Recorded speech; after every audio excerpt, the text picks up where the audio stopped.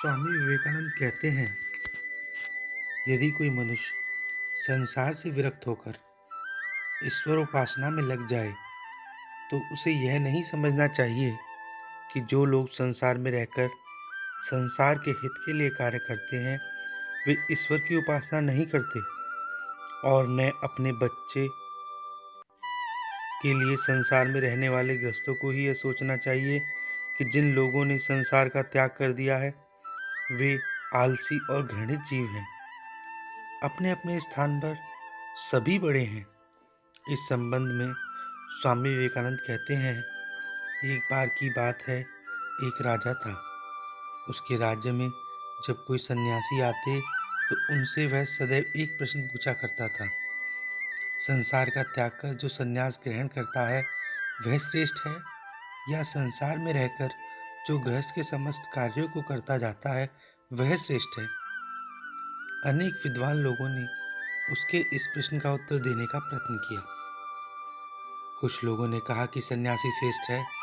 यह सुनकर राजा ने इसे सिद्ध करने के लिए कहा। जब वे सिद्ध न कर सके तो उन्हें विवाह करके गृहस्थ हो जाने की आज्ञा दी।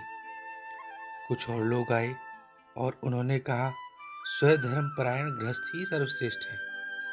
राजा ने उनसे भी उनकी बात के लिए प्रमाण मांगा, पर जब वे प्रमाण न दे सके तो राजा ने उन्हें भी गृहस्थ हो जाने की आज्ञा दी। अंत में एक तरुण सन्यासी आए। राजा ने उनसे भी इसी प्रकार का प्रश्न किया। सन्यासी ने कहा, हे राजन, अपने अपने स्थान में दोनों ही श्रेष्ठ हैं, कोई भी कम नहीं है। राजा ने उसका प्रमाण मांगा। सन्यासी ने उत्तर दिया, हाँ, मैं इसे सिद्ध कर दूंगा, परंतु तुम्हें मेरे साथ आना होगा और कुछ दिन के लिए मेरे ही समान जीवन व्यतीत करना होगा, तभी मैं तुम्हें अपनी बात का प्रमाण दे सकूंगा। राजा ने सन्यासी की बात स्वीकार कर ली और उनके पीछे पीछे हो लिए। वह उन सन्यासी के साथ अपने राज्य की सीमा को पार कर अनेक देशों में से होते हुए एक बड़े राज्य में आ पहुंचे। उस राज्य की राजधानी में एक बड़ा उत्सव मनाया जा रहा था। राजा और सन्यासी ने संगीत और नगाड़ों के शब्द सुने तथा डोंडी पीटने वाले की भी आवाज भी सुनी। लोग सड़कों पर सुसज्जित होकर कतारों में खड़े थे। उसी समय पर एक विशेष घोषणा की जा रही थी। उपरोक्त राजा तथा सन्यासी भी यह सब देखने के लिए खड़े हो गए। घोषणा करने वालों ने चिल्लाकर कहा, इस देश की राजकुमारी का स्वयंवर होने वाला है।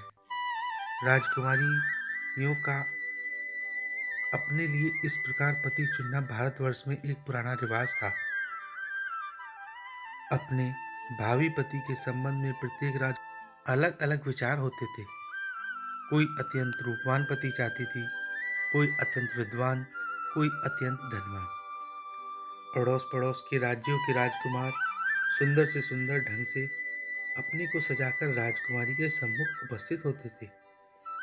कभी कभी उन राजकुमारों के भी भाट होते थे जो उन राजाओं के गुणगान करते हुए दर्शाते थे कि राजकुमारी उन्हीं का वरण करे। राजकुमारी को एक सजे हुए सिंहासन पर बिठाकर आलीशान ढंग से सभा के चारों ओर ले जाया जाता था।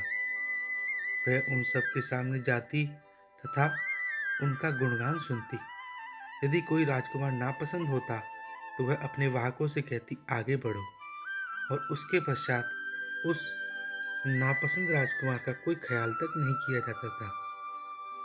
यदि राजकुमारी राजकुमार से प्रसन्न होती थी तो वह उसके गले में वरमाला डाल देती थी और राजकुमार उसका पति हो जाता था। जिस देश में है राजा और सन्यासी आए हुए थे, उस देश में इसी प्रकार का एक स्वयंवर हो रहा था। वह राजकुमारी संसार में अद्वितीय सुंदरी थी और उसका भावी पति ही उसके पिता के बाद उसके राज्य का उत्तराधिकारी होने वाला था। इस राजकुमारी का विचार एक अत्यंत सुंदर पुरुष से विवाह करने का था, परंतु उसे कोई योग्य व्यक्ति नहीं मिला था। कई बार उसके लिए स्वयंवर रचे गए, पर राजकुमारी को अपने मन का पति न मिला। इस प्रकार एक जिस स्वयंवर का आयोजन हुआ वह बड़ा सुंदर था। अन्य सभी अवसरों की अपेक्षा इस बार अधिक लोग आए थे। राजकुमारी रत्न जड़ित सिंहासन पर बैठकर आई और उसके वाहक उसे एक राजकुमार के सामने से दूसरे के सामने ले जाते रहे, परंतु उसने किसी की ओर तक नहीं देखा। सभी लोग निराश हो गए और सोचने लगे कि क्या अन्य अवसरों की भांति इस बार का भी स्वयंवर असफल होने वाला है। इतने में ही वहां एक दूसरा तरुण सन्यासी आ पहुंचा। वह इतना सुंदर था कि मानो सूर्य देव ही आकाश छोड़कर पृथ्वी पर उतर आए हों। वह आकर सभा के एक ओर खड़ा हो गया और जो कुछ हो रहा था उसको देखने लगा। राजकुमारी का सिंहासन उसके समीप आया और ज्यों ही उसने उस सुंदर सन्यासी को देखा, त्यों ही वह रुक गई और उसके गले में वरमाला डाल दी। तरुण सन्यासी ने एकदम माला को रोक लिया और कहा, छी छी छी छी, यह क्या है? उसे फेंक दिया। उसने कहा, मैं सन्यासी हूँ, मुझे विवाह से क्या प्रयोजन? उस देश के राजा ने सोचा कि शायद निर्धन होने के कारण यह राजकुमारी से विवाह करने का साहस नहीं कर रहा है। अतएव उसने उससे कहा, देखो, मेरी कन्या के साथ तुम्हें मेरे आधे राज्य भी मिल जाएगा और संपूर्ण राज्य मेरी मृत्यु के बाद। और यह कहकर उसने सन्यासी के गले में फिर से माला डाल दी। उस युवा सन्यासी ने फिर माला निकालकर फेंक दी और कहा, छी, यह सब क्या झंझट है, मुझे विवाह से क्या मतलब? और यह कहकर वह तुरंत सभा छोड़कर चला गया। इधर राजकुमारी इस युवा पर इतनी मोहित हो गई कि उसने कह दिया कि मैं इसी मनुष्य से विवाह करूंगी, अन्यथा अपने प्राण त्याग दूंगी। और राजकुमारी सन्यासी के पीछे पीछे उसे लौट चलने के लिए रोकने लगी। इस अवसर पर अपने पहले सन्यासी ने, जो राजा को यहाँ लेके आए थे, राजा से कहा, राजन, चलिए, इन दोनों के पीछे पीछे हम भी चलते हैं। वे उनके पीछे पीछे काफी फासला रखते हुए चलने लगे। वह युवा सन्यासी, जिसने राजकुमारी से विवाह करने से इनकार कर दिया था, कई किलोमीटर आगे निकल गया था और अंत में एक जंगल में घुस गया। उसके पीछे राजकुमारी थी और उन दोनों के पीछे ये दोनों। तरुण सन्यासी उस वन में भलीभांति परिचित था, अतः वहां के सारे जटिल रास्तों का उसे ज्ञान था। वह एकदम एक नए रास्ते में घुस गया और अदृश्य हो गया। राजकुमारी ने उसे फिर देख न सकी। उसे काफी देर ढूंढने के बाद अंत में वह एक वृक्ष के नीचे बैठ गई और रोने लगी, क्योंकि उसे बाहर निकलने का मार्ग नहीं मालूम था। इतने में यह राजा और सन्यासी उसके पास आए और उससे कहा, बेटी, रो मत, हम तुम्हें इस जंगल के बाहर निकाल ले चलेंगे, परंतु अभी बहुत अंधेरा हो गया है, जिससे रास्ता ढूंढना सहज नहीं है। यहीं एक बड़ा पेड़ है, आओ, इसी के नीचे हम सब विश्राम करें और सवेरे होते हुए ही हम तुम्हें मार्ग बता देंगे। अब उस पेड़ की डाली पर एक छोटी चिड़िया, उसकी स्त्री तथा उसके 3 बच्चे रहते थे।